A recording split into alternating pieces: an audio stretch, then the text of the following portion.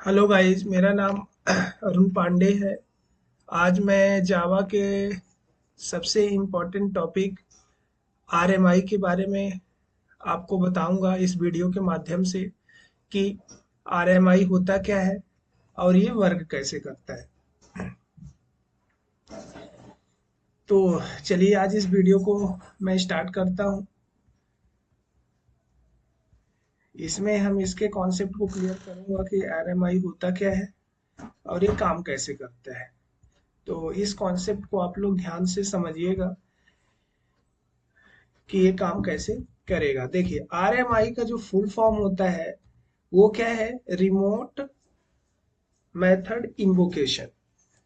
Remote method invocation मतलब ये आप समझिएगा कि जो आरएमआई होता है वो जावा 5 में वर्क करता है ना।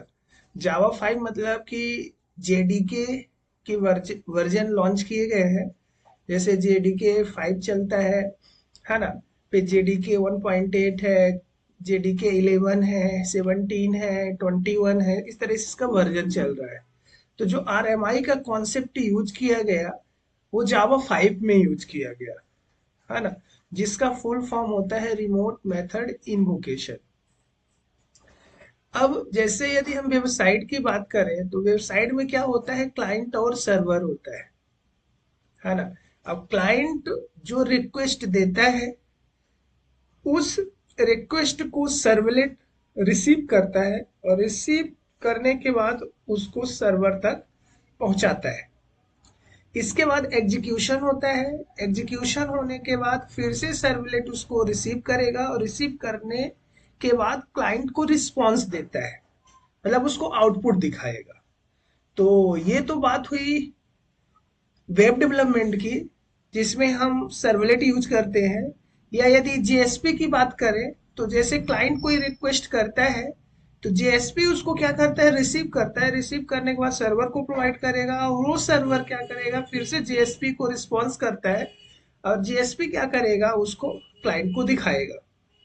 तो ये तो एडवांस है, जिसमें हम नेटबीन्स यूज करते हैं, इक्लिप्स यूज करते हैं। लेकिन जो आरएमआई है ये पुराना कॉन्सेप्ट है जावा में, है ना। इसमें भी क्या होता है? क्लाइंट और सर्वर के बीच क्या होता है? इंटरेक्शन होता है। क्लाइंट जो रिक्वेस्ट करेगा, सर्वर क्या करेगा? उसको रिसीव करेगा। रिसीव करने के बाद उसके एग्जीक्यूशन को परफॉर्म करने के बाद क्लाइंट को फिर से वापस कर देता है। तो आरएमआई क्या करता है? जावा में इसी कॉन्सेप्ट को परफॉर्म करता है ना। Remote method invocation. चलिए आगे बढ़ते हैं। जैसे ही इसमें देखो लिखा हुआ है कि remote method invocation addresses the incorporation of the network into the programming language in key issue the network computing। ठीक है। अब इसमें हम इस डायग्राम के माध्यम से समझते हैं कि आरएमआई काम कैसे करता है। अब इसमें देखिए एप्लीकेशन लेयर है। एप्लीकेशन लेयर में जैसे क्लाइंट है, यहाँ देखिए ये क्या है? क्लाइंट है। क्लाइंट क्या करता है? रिक्वेस्ट करेगा। तो जो क्लाइंट रिक्वेस्ट करता है वो स्टेप के पास पहुंचता है। क्लाइंट जो भी रिक्वेस्ट करेगा वो क्या करेगा? स्टेप के पास पहुंचता है। स्टेप क्या है? एक ऑब्जेक्ट है। स्टेप क्या है? एक ऑब्जेक्ट है। तो उस क्लाइंट के रिक्वेस्ट को स्टेप क्या करता है? रिसीव करेगा। क्लियर? रिसीव करने के बाद, है ना, रिसीव करने के बाद रिमोट रेफरेंस लेयर में काम होता है। रिमोट रेफरेंस लेयर क्या करेगा? एग्जीक्यूशन को परफॉर्म करता है और एग्जीक्यूशन को परफॉर्म करने के बाद वो ट्रांसपोर्ट लेयर में भेजता है। ट्रांसपोर्ट लेयर फिर से वो क्या करता है? इस क्लेंटन के पास भेजेगा और इस क्लेंटन क्या करता है? सर्वर को भेजता है और सर्वर एग्जीक्यूशन को परफॉर्म करेगा और सर्वर एग्जीक्यूशन को परफॉर्म करने के बाद फिर से वो इस क्लेंटन के पास भेजेगा।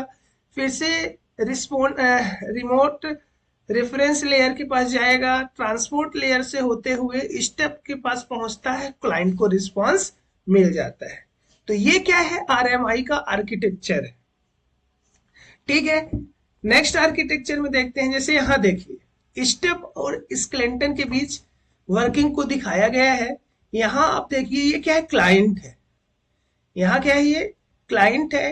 क्लाइंट जो भी रिक्वेस्ट करता है उस स्टेप क्या करता है, उसको रिसीव करता है, और रिसीव करने के बाद वो इस क्लेंटन के पास भेजता है, इस क्लेंटन सर्वर के पास भेजेगा, सर्वर उस रिक्वेस्ट को एग्जीक्यूट करता है, और एग्जीक्यूट करने के बाद फिर से इस क्लेंटन के पास भेजेगा, और इस क्लेंटन क्या करेगा, स्टेप को भेजेगा, और स्टेप के भेजने के बाद ये क्या करेगा, क्लाइंट के पास पहुंचेगा। अब क्लाइंट उसका क्या करेगा, रिस्पॉन्स देखता है कि इसका ये आउटपुट क्या होता है। तो ये तो रहा इसका कॉन्सेप्ट कि हमारा जो आरएमआई होता है वो वर्क करता कैसे करता है। इसको मैंने आपको डायग्राम के माध्यम से समझाने की कोशिश की है कि आरएमआई कैसे वर्क को परफॉर्म करेगा। आज मैं आरएमआई के कॉन्सेप्ट को आर्किटेक्चर के थ्रू समझाया है।